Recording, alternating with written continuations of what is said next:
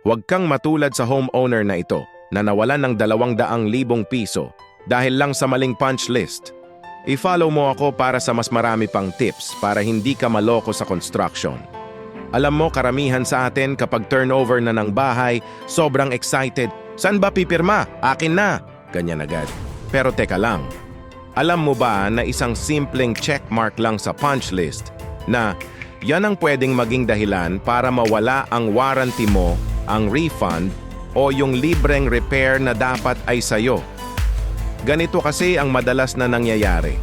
Base sa mga kwento ng maraming homeowners na nakausap namin, sasabihin ng contractor, "Sir, ma'am, okay na po lahat. Perfect na po yan. Pirmahan nyo na lang po dito para ma-release na rin po natin ang warranty ninyo." Ang galing, di ba? Tunog professional. Pero pagkaalis nila, dun mo na mapapansin yung mga problema. Yung tiles sa sahig, pag tinapik mo, may hollow sound. Yung pader, may tagas pala kapag umuulan. At yung pintura, ayun, nagbabalat na. At ang pinakamasakit, kapag tinawagan mo sila para magreklamo, ang isasagot sa'yo ay, "Sir, sorry po. Naka-sign off na po kayo sa punch list eh. Accepted nyo na po yung unit. Out of scope na po yan sa amin." Nakakainis, di ba? Parang kasalanan mo pa. Kaya heto ang truth bomb. Ang punch list ang pinakalegal na proteksyon mo bilang homeowner. Ito ang sandata mo. Kapag pumirma ka ng hindi mo binasa o in-inspect ng maigi ang bawat sulok ng bahay mo, para mo na ring sinabi, "Okay lang sa akin tong mga depekto. Sige, tanggap ko na."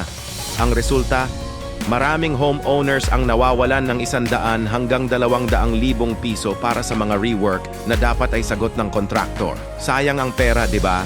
Kaya heto ang totoong solusyon. Number 1.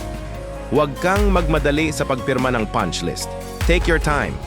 Bahay mo yan, hindi yan karera. Pangalawa, inspect every single area. Mula CR, kisame, tiles, hanggang sa mga saksakan at ilaw. Buksan mo ang mga gripo, i-flush mo ang inidoro, i-on at off mo lahat ng switch. Pangatlo, at ito ang game changer. Gumamit ka ng sarili mong punch list form. Mas detalyado ito kumpara sa generic form na ibibigay ng contractor. Ilista mo lahat, kahit yung pinakamaliit na gasgas. At pang-apat, document everything. Kunan mo ng picture o video ang bawat depekto. Siguraduhing may date stamp. Ito ang magiging ebidensya mo. At ang pinakaimportante sa lahat, never ever release the final payment hanggat walang written confirmation mula sa contractor na lahat ng issue ay naayos na. Huwag kang maniwala sa verbal na pangako.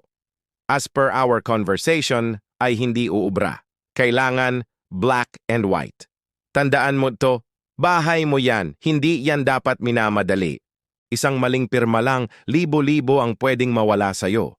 Pinaghirapan mo yan, kaya dapat mo ring protektahan.